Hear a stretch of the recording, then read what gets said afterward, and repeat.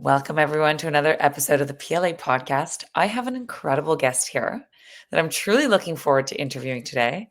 Vijay, it's so wonderful to have you on as a guest. Thank you, Tania. Thank you for the opportunity. It's a true gift. And for those who haven't had the absolute pleasure and privilege of getting to know Vijay Jeyabal through the PLA community, I am going to formally introduce you to our audience for them to get to know you a little bit better and to get to know a little bit more of your story and background. So today's guest is Vijay Jeyabal, a 3D visualization architect in the automotive industry, specializing in transforming complex engineering data into powerful immersive visual experiences. Originally from South India, now based in North America for over 15 years, Vijay brings a truly global perspective, product, digital development, and innovation.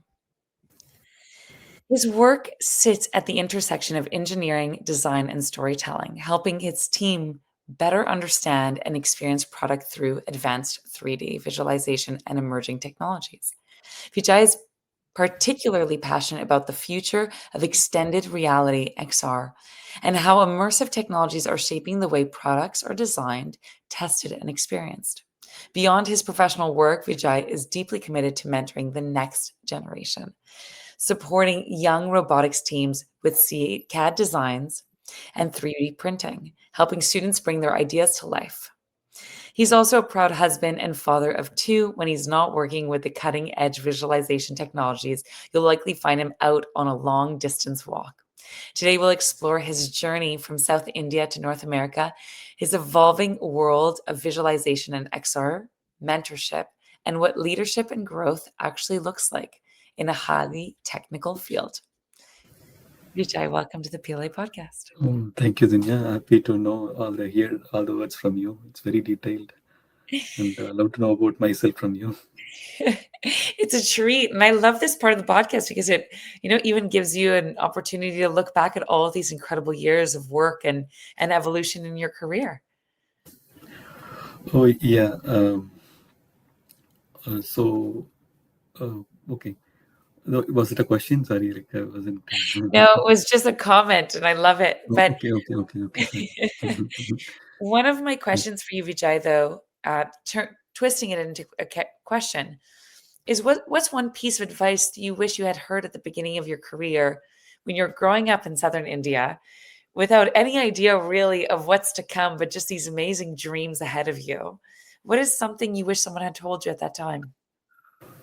Oh, definitely. Dreaming definitely helps, as you said. Yeah, dream is the one takes everyone to the next level, and work towards that. Yes, make yourself um, make yourself uh, listen that what you are seeing in your visualization in your mind, and execute that particular thing. So many of the time, when I wanted to say, there are many dreams comes, you'll think about a lot, but on the execution part it wouldn't happen. So I'm just recollecting Wamchi's word. um, Only sometimes, like, so there are some angels, just like which seeds some thoughts in your mind, which knows that like you are capable to do that. But if Mhm. you're not executing the similar thought, you will not get again. It may pass to some other people, and you will be ready for the other thing. It's not something bad, but if you're executing, the seed will grow as a tree. That's one thing. And so one other thing which I realized myself after years is like, I accept myself as I am. That's a one quote. So which is like really very deep in me. I realized, when I realized, then things started changing. Because like, I if I'm mm, a design engineer or a software architect or software engineer, whatever role may be, but you wouldn't accept in your mind, like you say, you if you're a software engineer, you will think like, okay, I'm a senior software engineer. You'd ask people, think that like, I'm not playing that particular role. But there is no accept, you didn't accept like what you are. And so what the moment when you accept what you are or what you are good at, that's when the things changing. In my example, I'm very vulnerable on this particular part. I used to be always with the production support. team. So whenever there is issues, like we'll handle the issues and we'll battle the uh, things to bring back to the normal thing. But always in my mind, I always think like, okay, this is not a good thing. I have to be a developer. I have to do something, create new. So this is somewhere in my began my mind. Like whenever I just say that like I wanted to do something different on the other part. But when I realized like, okay, this is not the way what I'm working on, so I have to understand what I'm working on and move to that. So there's no harm to be a developer or to go to the next level, but you have to accept like what you are and what you are capable of, and then learn and upgrade yourself to move on. So this is the one thing. It's not an advice to anyone, but it is a self-reflection which changed. It's brilliant. And right at the beginning of your share, it made me think of I read a book many years ago by Elizabeth Gilbert. I think it was called Big Magic or something. I think it was called Big Magic. And she talks about this concept. So I love that you brought this up of when you get an idea, it is an idea that's planted in you because you have the capability of bringing it to life. And if you don't execute on it, another person may come, like, may receive this idea too, because life is trying to get this to be executed by someone. But if it is handed to you in some ways as an idea, as you have the ability to bring it to life, but it is your responsibility to follow through and to execute it. And so Exactly. Yeah. Exactly. I will admire I got that particular thing when she said that, like it somehow instilled in me. incredible. I love this. Yeah. Yeah. And this other piece of radical acceptance of ourselves. You know, so many times we think, oh, I should be in this industry or in this particular role or really have this skill. And not always, but there are quite a few times where it actually goes, it negates what we have as this beautiful gift and skill and who we are already. And so it's just bringing it back to who am I? What do I have to bring to the table? And radically accept this rather than constantly be chasing things outside of ourselves. Well said. Yes. I love that you shared all of this. And so my next question for you, Vijay, is, so many times in a career we talk about the highlight reels, especially on LinkedIn, all these major accomplishments, everything that worked out. I would love to know, what were the biggest challenges for you and how did they allow you to grow? Great. Great question. Definitely, after some time, you have to think about this. Like, what are all the challenges we have come across? For definitely, so one challenge I come across is the cultural barrier, which is really to begin with the career. Like, I wasn't aware like the globe is different, right? You will be knowing. I mean, but when practically you start working with the people, that's when the culture barrier starts. Beginning of my career, my slang was really different back in southern India, but I had to work with many my North American friends. But like the whatever I'm telling, like it wouldn't be understandable, and what they are telling, it is little different for me. That's one of the challenge which I initially noticed, and I didn't work on it also. Like I have to think like okay, what is it what, and I was complaining, okay, this is not working. But lately, with when working with friends, some of the friends really told that like, okay, this is not a way. You have to think like change uh, the way you understand. So I started in the listening mode. My listening mode, I started understanding what they are telling, and I still I'm not working on myself. I mean, the I mean the way I have to pronounce, but I understand now. I started listening like when they speak very fast. I just kind of closely watch like what is that particular word. Then I pick it up. But that started changing when I come here. Then you will be working with lot many people. Not only at work, you'll be having neighbors, you'll be having friends and families. So things started changing. So I just come out of that. It's not a challenge, but the way I took it as back of my mind, thinking, okay, I cannot come out of this, but it really worked when I understood that's a problem.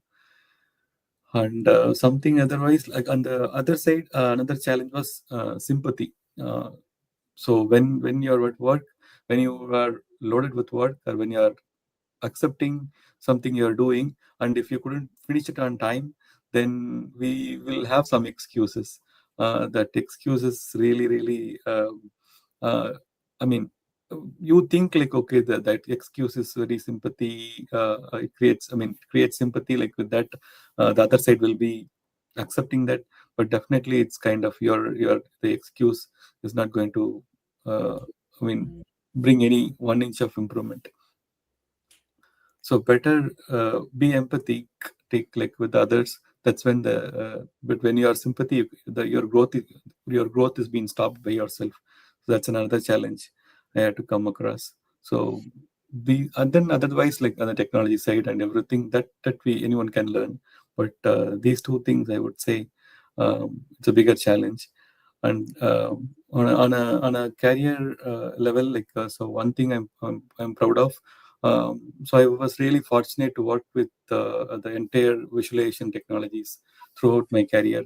Either I'm just going away from that, like somehow it just pulls me in.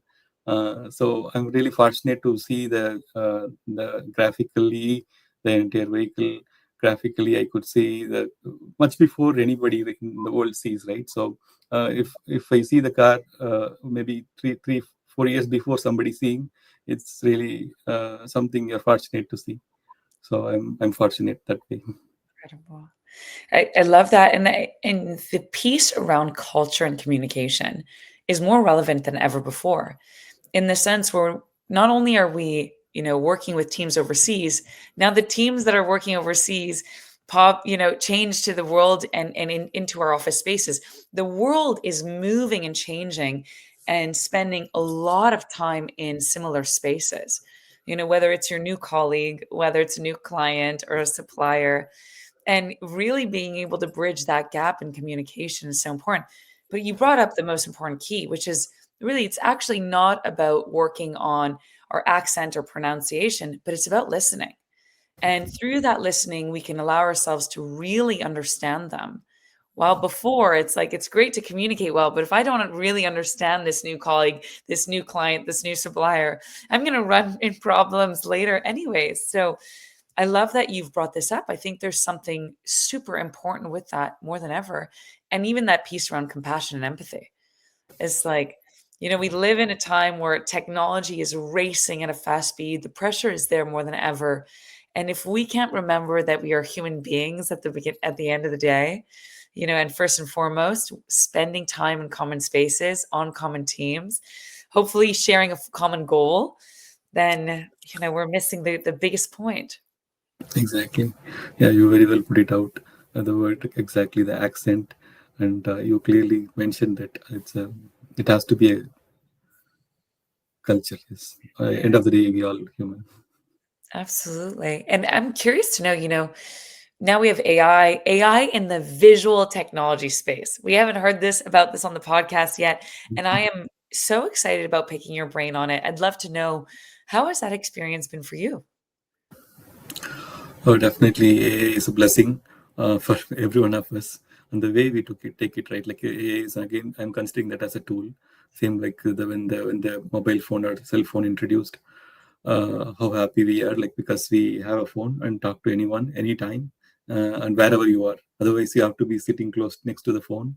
So the similar feel, AI is like really bridging the gap. Uh, for example, like I just tell my, I mean, experience. So if I have to understand some technology or something about, I'll just take my straight tax filing example. I'll tell you about visualization for sure, and then the tax example. I had to have multiple questions when you file tax for sure, right? And we have to go through at least one page minimum to understand particular IRS form. I mean the but just like with simple question, just it had answered me that okay, this is what. Otherwise, I had to ring to my friends asking like, did you come across this? And definitely that's a good thing. But like again, if he also had a similar question, we have to ask someone else. But this all sorted out in a second, just by asking that. That way, it's a blessing. And Again, in a many way, it is the productivity wise, it is really increasing. So in my field in visualization, um, so we always tend to have some kind of a data duplication, and we have to work with many. I'm especially in the visualization space. I'm into the creating the data pipeline side. So how fast we can create the geometry data, like it's called CAD. How quick you can create the data and how without missing any detailed out. When you miss detailed, then you will easily find it out. Like it will not the graphics is like easily shows that like okay, there is somewhere tear, somewhere it is looks not nice, and that kind of a thing. So you don't want to miss any detail. You have to have a quality as well as you have to bring the data in a very fast manner. So for that there are many technologies like it's helping, and it is for that it takes time. Like when they optimize this data, that's a correct word. When you optimize this data, like there are 3D artists and there are design engineers. They'll work around the clock to uh, make it good. But now with these advanced technologies, like there are many improvements, and it is reducing the time, effort, and the time to get the particular data. So it's a blessing, and I would say that like I use mindfully also. That's Yeah. where like you're not very dependent, and there are some times like it needs a human input to correct it. So use it mindfully. Oh, I love this. And it's such a good point, Vijay. It's you saved so much time and so much manpower, but also being mindful in remembering that we also need to remember how to think creatively and take lead on projects and make decisions and being able to fact fact check and take a look at the work, even in the outputs, even with the help of AI, and find out, okay, is this actually going to serve me? Is this actually accurate? Is there anything that needs to be tweaked or adjusted? And Exactly. keeps our critical brain moving. Mhm. Oh, I love this. What Thank you. originally drew you to a community like PLA? Actually, I want to start from my beginning. Like there was one day, like I was just looking at my mobile, just like there was something saying like you wanted to kind of improve your career. To the, I mean, there were some always some time, right? Like you'll feel there are some let go. I mean, there are many attritions or many layoffs or anything. There was some such time, like something 3 4 years before 4 years, I think 4 years. It was in 2003. Uh, so you wanted to upgrade your career or something like that. Was a very catchy word, and they said like there is a session, and I just joined. The very first moment which I observed is visibility is a profitability. That's the first word. Somewhere it had kind of reached me. And then proximity is a power. These two things, like proximity is power, was the very first line they've told. Actually, proximity, some way, I work with this word every day. Proximity with the parts, like something. I like this word proximity, but the power was added in the other in the same line. No, I wanted to understand. So I about to leave the session maybe in 15 20 minutes, but I just stayed complete 2 hours to understand what is proximity power. The way Vamshi and Venkat explained, I really admired. Like I understood. Okay, people around us will change the things. Mm, That's a proximity is power and visibility. So you'll be doing a lot again, but again you will be always reserved to say it in public or share it with the friends. You will be reserved, right? That reservation, it was so much. If you mark me like 100 out of 100, I'll score in that reservability. I wouldn't really open-minded. So mm. that open-mindedness really, uh, uh, I I just picked that particular point. So these two were the mantras. uh, Amazing. I stick with PLA. Yeah. Wow, Vijay. And it's wonderful that something so simple, like the word proximity, hooked your attention enough to stay 15 minutes. And within that 15 minutes, you're thinking, wait a minute, there's something in here. I'm going to stay the whole time. Yes, yes, yes. That's incredible. What has been the most surprising thing you've gotten out of PLA? Um, So I will take you 2 years before or 3 years before. I'm running like I run maybe 2-3 miles or 4 miles. That was my max, and just Vamshi pushed me for a half marathon, and then by the following next week, just try. I had a good friend Kasi. Kasi also part of PLA. You know him. So he said like, yeah, just like let's push. So I never ran. Maybe I walked for 8 mile or 9 mile. I mean, running, walking, running, walking. So we just tried half marathon. We finished. I mean, had a pain or everything, but again, we finished. That was really a great accomplishment. I was telling Vamshi, I finished half marathon. I supposed to do it on October. I committed, but I didn't do. So in August, I have done the half marathon. Then lately, I that push really is when I finished my half marathon in that end of the line. When I find in the finish line, I just felt like why can't I do full marathon? I Mm. just full some same like some angel seeded that in the mind, and I didn't tell anybody, especially my wife. I didn't commit, so I had to register by in January, but I just told my wife I'm going to do full marathon. She knows like the pain what I'm going through when I after the race, so she said no, yeah, you're not ready. That I know very well. So but I just told like I wanted to do, but like there were many reasons I had to pull it out, but like I didn't quit. I had done. So that's the one thing I wanted to say. Very proud about changing my mindset. So I was a person not even trying to the next level, but that pushed me to the level that I can gone up to marathon. Incredible. And what I love about this is it's not something that you came into PLA for. It's something so surprising that you ended up getting out of it. While more than anything, it's that dedication to saying, no, I want to push myself.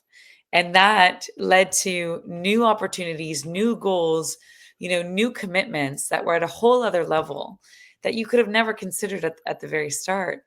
And Yeah, it plays on power of proximity, even the relationship with Kasi. exactly. And Yes, so yes. beautiful. Kasi was the sole reason actually. Like he comes with me. If I go for, we commit for 15 miles, and like after 13th mile, I'll have some pain for sure. Like because I'm running very new, and he'll stop.